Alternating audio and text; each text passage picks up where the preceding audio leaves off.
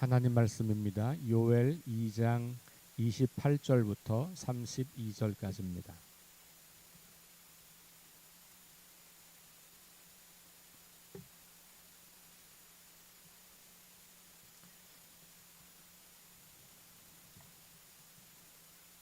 요엘 2장 28절부터 32절까지 말씀을 함께 봉독하겠습니다. 그 후에 내가 내 영을 만민에게 부어주리니 너희 자녀들이 장래일을 말할 것이며 너희 늙은이는 꿈을 꾸며 너희 젊은이는 이상을 볼 것이며 그때에 내가 또 내 영을 남종과 여종에게 부어줄 것이며 내가 이적을 하늘과 땅에 베풀리니 곧 피와 불과 연기 기둥이라. 여호와의 크고 두려운 날이 이르기 전에 해가 어두워지고 달이 핏빛같이 변하려니와 누구든지 여호와의 이름을 부르는 자는 구원을 얻으리니 이는 나 여호와의 말대로 시온산과 예루살렘에서 피할 자가 있을 것이며 남은 자 중에 나 여호와의 부름을 받을 자가 있을 것임이라. 아멘. 네, 오늘 읽은 말씀 28절부터 32절까지 말씀 함께 볼 텐데, 어제 그제 보았던 말씀 회복의 말씀에 이제 계속 이어지는 단락인데, 특별히 오늘 28절부터 32절까지는 또 새로운 이야기가 등장을 하죠. 그러니까 회복하겠다라고 하는 내용이 18절부터 27절까지 내용이었다면 그 회복하는 사람들에게 부어주시는 하나님의 영, 그리고 그 영을 부여받은 사람들에게 나타나는 어떤 일들, 이런 것들을 이제 우리에게 이야기해주고 있습니다. 28절에 보면 그 후에라고 하는 단어로 시작을 하고 있습니다. 그 후에라고 하는 것은 그 앞으로 올라가 보면 27절에 보면 가운데 너희가 알 것이라 라는 표현이 있어요. 내가 이스라엘 가운데 있어 너희 하나님 여호와가 되고 다른 이가 없는 줄을 너희가 알 것이라. 하나님께서 이스라엘 백성들을 회복해 하시는 그것을 보면 하나님께서 우리의 하나님이시고 다른 것들은 우리 하나님이 될 수가 없구나, 우리는 하나님의 백성이구나 라는 것을 알게 된다는 거죠. 그 알게 될 후에 이런 말로 우리가 볼 수 있을 겁니다. 그러니까 이 알게 된다라고 하는 것에 이어서 나타나는 현상으로 우리가 볼 수가 있겠습니다. 이때에 이 27절의 말씀, 하나님께서 주시는 회복, 그 내용이 하나님을 아는 것, 이것과 관련이 있다는 거고, 여기에는 정확히 나와 있지 않습니다만 하나님을 아는 그 지식으로부터 시작해서 그 하나님 안에서 내가 누구인가를 아는 것, 이게 이제 포함이 되어 있는 거죠. 왜냐하면 하나님을 안다는 거는 나와 관계없는 하나님을 안다는 게 아니에요. 하나님이 나의 하나님이 된다. 나는 그러면 하나님과 어떤 관계인가? 하나님의 백성이다. 이렇게 되는 거죠. 그러니까 나와는 관계없고 그냥 어딘가에 하나님이 계셔, 이런 믿음이 아니라는 거예요. 나와는 관계가 없고 하나님은 계시긴 하고 이 천지를 만드셨고, 그런데 나하고는 뭐 잘 모르겠어, 이런 게 아니고, 하나님을 안다는 것은 하나님이 나를 얼마나 사랑하시는지를 아는 거고, 그러면 내가 누구인가가 정리가 되는 거예요. 그러니까 하나님을 아는 지식이 나를 더 알아가는 지식과 연결이 안 된다면 우리는 하나님을 그냥 대상으로 존재하는 신으로는 인정하지만 인격적으로 나와 교제하는 하나님으로는 인정하지 않는 거죠. 우리의 믿음은 어디까지 가야 되냐면 하나님이 계신 걸 믿는 것에서 더 나아가서 그분과 내가 인격적인 관계를 맺는 그런 관계, 하나님 안에서 내 존재가 새로워지고, 하나님 없으면 나는 아무것도 아니고 하나님 계셔야만 내 삶이 의미가 있다고 하는 것을 아는 것, 여기까지 가는 거죠. 그런 것이 진정한 회복이기도 해요. 어제 말씀드린 것처럼 음식이 풍성해지는 것, 논밭의 소출이 풍성해지는 것, 그래서 내가 풍요로운 삶을 누리는 것이 진정한 회복이 아니라, 그것은 풍성함은 결국은 하나님이 누구신지를 알게 하기 위한 방편에 불과한 거지, 그것으로 내가 회복된 것이 다가 아니라는 거예요.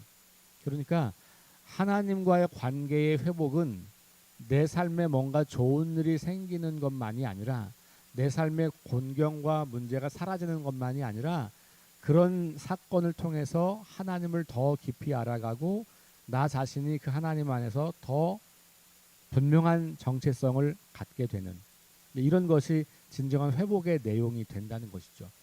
그렇게 될 때 그런 사람들에게, 다시 말하면 하나님을 올바로 알고 그 하나님 안에서 나 자신의 정체성이 선명해지는 사람들에게 하나님께서 영을 부어주신다라는 거예요. 그러니까 겉모양이 회복된 사람이 아니라 속 사람이 회복된 사람에게 하나님의 영이 임하신다라는 것이죠. 자, 그러면 그 영이 부어지는 사람들을 이 요엘서는 자녀들, 늙은이들, 젊은이들 뭐 이렇게 나누어서 말을 하기도 하고, 29절에 가면 남종, 여종 이렇게 해요. 그것을 28절 첫 부분에 보면 만민에게라고 되어 있죠. 내가 내 영을 만민에게 부어주리라. 여기 만민이라고 나와 있는 표현은 모든 육체라고, 그 각주에 보면 그 단어를 만민이라고 되어 있는 단어는 모든 육체라는 단어로 그렇게 풀이를 하고 있죠. 그러니까 여기 만민은 모든 사람이라고 하는 말일 텐데, 여기서는 모든 육체, 여기서는 좀 구체적으로 뭐 방금 나온 것처럼 젊은이, 뭐 그다음에 자녀들, 늙은이, 남종, 여종 이런 예를 든 사람들인데, 이런 사람들을 모두 이런 말이죠. 그러니까 만민에게 영을 부어 주시는데, 그 만민이라고 하는 것은 차별이 없다라는 말이잖아요. 모든 사람이라는 말이니까. 신분, 나이, 직업, 건강, 외모, 뭐 소유, 이런 거 다 관계없이 딱 하나의 조건, 하나님을 알고 그 하나님 안에서 자신을 아는 사람. 그러니까 결국은 그게 뭐냐, 하나님과의 관계가 회복된 사람이라는 말이고, 하나님과의 관계가 있는 그 모든 사람들에게는, 그가 남자든 여자든, 그가 종이든 자유인이든, 그가 젊은이든 나이가 많은이든, 그것과 관계없이 그런 사람들에게 하나님이 누구신지를 알고 그 하나님 안에서 자신을 분명히 아는 사람들에게는 성령을, 영을 부어주신다, 이렇게 말하고 있는 거죠. 그래서 이제 그렇게 각각의 계층들을 나누어서 말하고 있지만, 이것은 예를 들어서 그렇게 말하는, 누구에게나 이런 말인 거예요. 물론 다시 말씀드리지만 그 전제는 27절로 올라가서 하나님을 아는 사람, 하나님이 우리의 하나님, 하나님이 우리의 여호와, 출애굽할 때부터 언약을 맺으셨던 나는 너의 하나님이 되고 너희는 내 백성이 된다라고 하는 그 언약 안에서, 그 언약을 머리로 알 뿐만 아니라 충실히 지켜가는 그런 사람들에게 영이 부어진다라고 하는 것을 우리가 보게 되죠. 결국 관건은 우리가 하나님을 온전하게 아느냐의 문제에 있다.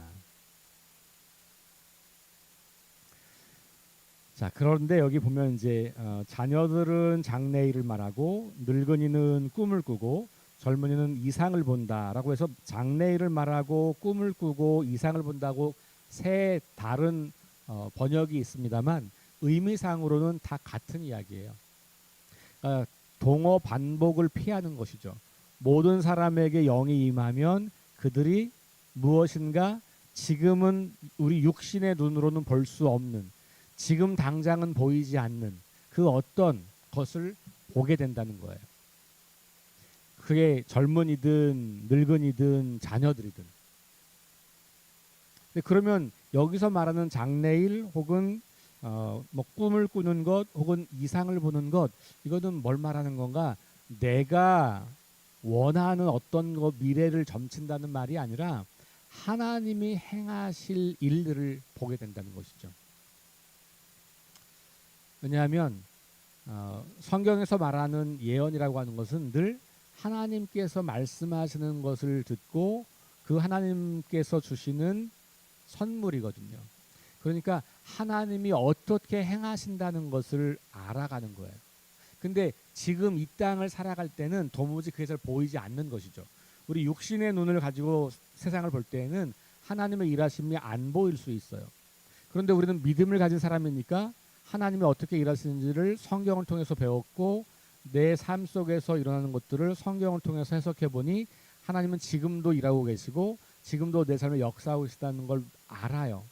그렇기 때문에 내 눈에 보이는 현실이 암울하고 절망적이고 소망이 없어 보이고 아무 꿈을 꿀 수 없는 실제 상황에도 불구하고 우리는 하나님이 어떤 분인지를 알고 그 하나님이 어떻게 일하시는 분인지를 알기 때문에 그 하나님을 통해서 이 세상을 바라보면 미래가 보인다는 거예요. 꿈을 꾸게 된다는 거예요. 소망을 갖게 된다는 겁니다. 그건 나이가 많고 적음의 문제가 아니고 남자와 여자의 문제가 아니고 결국은 다시 돌아가면 하나님이 누군지를 알면 알수록 보이는 게 많아지고 선명해지는 거예요. 그러니 하나님을 볼 수 없는 사람들은 이 땅에 보이는 것만, 우리 눈으로 보이는 것만 보고 사는 사람들인 거죠.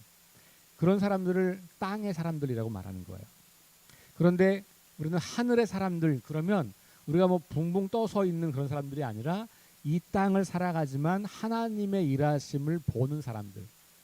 그래서 장래의 일을 하나님, 이제까지 성경을 통해서 하나님이 이런 분인 걸 알았고 내 삶을 통해서 하나님이 그런 분이라는 걸 직접 경험했고 그렇기 때문에 지금도 잘 보이지 않지만 하나님은 이렇게 일하실 거고 지금 이런 모양이라면 이렇게 될 거고 라고 하는 장래일을 혹은 지금 꿈을 꿀 수 없는 절박한 정말 절망적인 상황이지만 여전히 꿈을 꿀 수 있고 그리고 여전히 미래를 바라보며 소망을 가지고 이상을 가질 수 있는 이유는 하나님이 어떤 분인지를 알기 때문에 그런 거죠. 그러니까 여기서 말하는 것도 내가 무슨 뭘 신비한 능력을 가지고 뭘 보거나 그런 사사로운 게 아니고 하나님이 일하시는 것을 보겠다라는 거죠.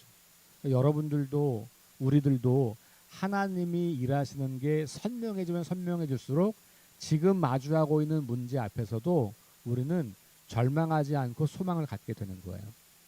우리가 그리스도인들이 하나님 나라 백성이고 하나님 나라가 이미 임했고 그 나라가 마지막 때 완성될 것을 보고 있기 때문에 지금 우리의 삶에서도 어떻게 하나님이 일하실 것인지 그리고 앞으로 어떻게 되어 갈 것인지를 꿈꾸는 거거든요. 그렇게 장래의 일을 말하고 그렇게 꿈을 꾸고 그렇게 이상을 보게 된다는 거예요. 자, 29절에 보면 또 내가 내 영을 남종과 여종에게도 부어준다. 그러면서 내가 이적을 하늘과 땅에 베풀리니 곧 피와 불과 연기 기둥이라.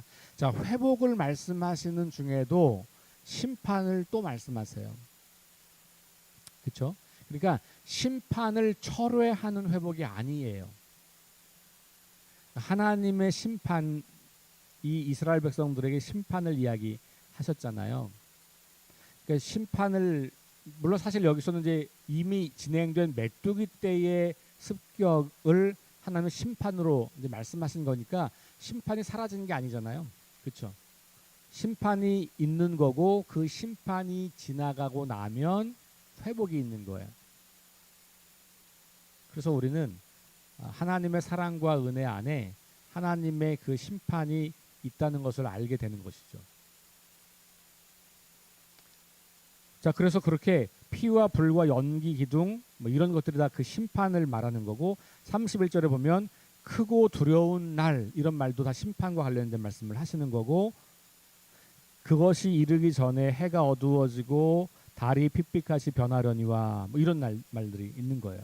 그러니까 그 징조가 있다는 것이죠. 이런 징조가 있고 크고 두려운 날이 와서 하나님의 심판이 이루어진다. 자, 그런데 그 심판의 때에 32절 누구든지 여호와의 이름을 부르는 자는 구원을 얻으리니.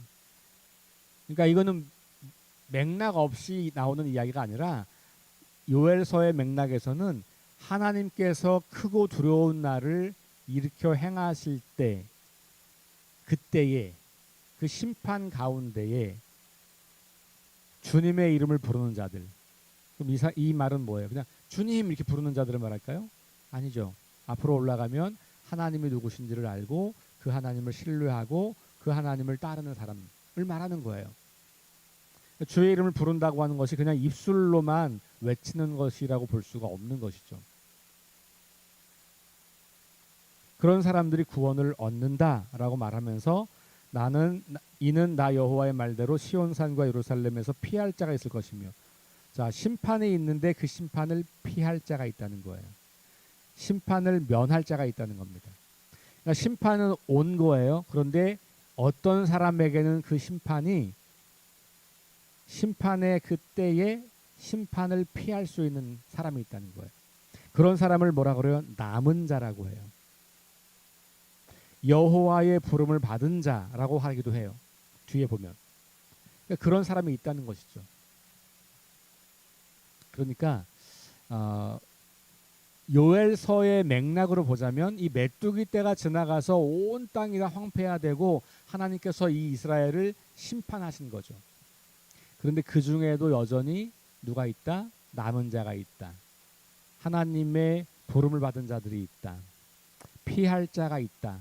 이런 이야기 하는 거예요. 그러니까 이 고통의 현실, 이 이미 시작되고 진행된 하나님의 이 심판 안에서도 하나님께서 회복을 시켜가는 과정이 있는 거고 그 회복을 시켜가는 과정 가운데 소수의 사람들, 남은 자들이 다시 하나님의 회복을 통해서 새로운 역사를 창조해 간다라는 이야기를 하고 있는 것이죠. 다시 그럼 앞으로 올라가 보면 그 남은 자 혹은 여호와의 부름을 받은 자 혹은 피할 자가 누구인가? 바로 하나님의 영을 받은 자. 그 누가 영을 받는가? 하나님을 아는 자. 이렇게 연결되는 것이죠. 그러니까 저와 여러분들에게 성령의 충만함, 우리 이제 신약으로 넘어오면 여러분 이 요엘서의 이 말씀 28절부터 이 말씀은 사도행전에 보면 오순절 성령 강림 사건이 있고 그때 베드로의 설교에서 베드로가 요거 인용하는 거잖아요. 성령이 임하면 어떤 일이 나타나는 뭐 이런 일들을 할 때 요엘서를 인용하면서 성령의 역사를 말씀하시거든요. 그러니까 오늘 우리들에게도 우리가 성령이 충만하다라고 하는 것은 뭐와 관련이 있냐? 신비한 능력을 행사하거나 신비한 은사를 갖게 되는 것과 관련이 있는 게 아니고 그것은 현상일 뿐이고 그 현상이 중요한 게 아니라 그 배후에 있는 건 뭐냐면 우리가 하나님을 온전히 알아가고 사랑하고 신뢰하느냐. 그 하나님 안에서 내 존재가 규명되고 나를 하나님과의 관계 속에서 정체성을 확고하게 갖고 있느냐. 그런 사람들에게 성령이 임한다는 거고 그런 사람들이 그 성령 충만함으로 오늘 이 땅에서도 꿈을 꾸고 이상을 보고 하나님의 뜻 가운데서 장래의 일들을 말하면서 하나님 말씀대로 살지 않으면 이렇게 되고 하나님 말씀대로 살면 이렇게 될 거고 라고 하는 장래의 일을 말할 수 있다는 거예요. 그러니까 성령 충만함은 신비한 현상을 동반하지만 언제나 그런 건 아니고 동반하더라도 그 현상이 중요하지 않아요. 그 현상은 그냥 나타난 모습뿐이고 실제는 그 안에서 그가 하나님을 더 깊이 알고 그 하나님을 유일한 왕으로 고백하고 인정하고 그 하나님과 동행하는 삶을 사는 것과 관련이 있는 것이죠. 그러니까 사도행전에서 성령의 역사는 늘 뭐와 연결되냐 하면 담대하게 복음을 전하는 것과 연결돼요. 말씀이 흥왕하는 것과 연결이 돼요.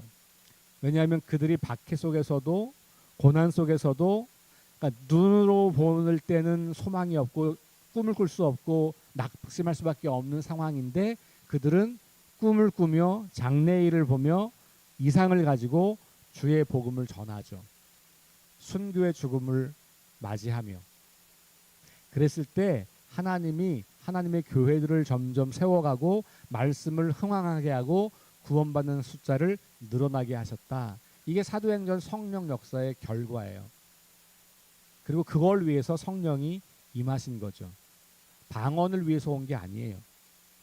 방언은 그냥 성령이 임했을 때 나타난 현상일 뿐이고 그 나타난 것을 통해서 이 사람들이 하나님에 대한 예수 그리스도에 대한 하나님 나라에 대한 분명한 소명을 갖게 되고 그것을 가지고 복음을 전했고 그것을 가지고 사람들이 교회로 오기 시작했고 그것이 기독교 역사의 시작인 거죠. 근데 그 이야기를 베드로가 이 요엘서에 있는 이 말씀을 인용해서 설교를 했던 것이죠. 오늘 저와 여러분들이 다시 이 말씀을 기억하면서 우리를 회복해 하시는 하나님, 사랑과 은혜의 하나님, 그러나 여전히 우리 가운데서 심판을 행하시는 하나님, 그 심판 가운데서 우리가 하나님의 자녀로서 하나님의 영을 부음받은 사람으로서 하나님을 아는 사람으로서 남은 자가 되어서 계속해서 하나님의 새로운 역사와 온 땅을 회복하시려는 그 계획에 동참하고 쓰임받는 저와 여러분 될 수 있기를 주의 이름으로 축원합니다. 기도하겠습니다. 하나님 감사합니다. 내가 내 영을 부어주겠다고 약속하신 그 말씀을 우리가 신뢰합니다.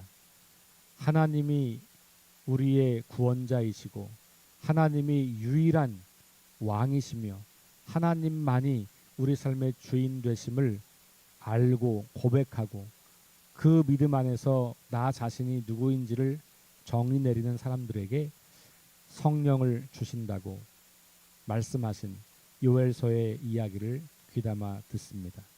그럴 때 그런 사람들 누구에게나 성령이 임하여서 새로운 꿈을 꾸게 하고 새로운 비전을 갖게 하고 새로운 소망을 갖게 하신다고 하는 말씀을 듣습니다. 이 땅을 바라보면 절망, 탄식, 눈물, 한숨 뿐입니다.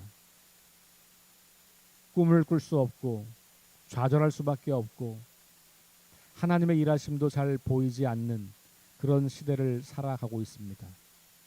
그런데 성령께서 우리의 눈을 밝혀주시면 이 불안한 현실 속에서도 절망적인 현실 속에서도 하나님이 만들어 가시는 미래의 모습을 보게 되고 그것 때문에 꿈을 꾸고 그것 때문에 새로운 소명을 부여받고 그것 때문에 새롭게 일어서서 주님과 함께 일하는 삶을 살아가게 됨을 우리가 배웁니다.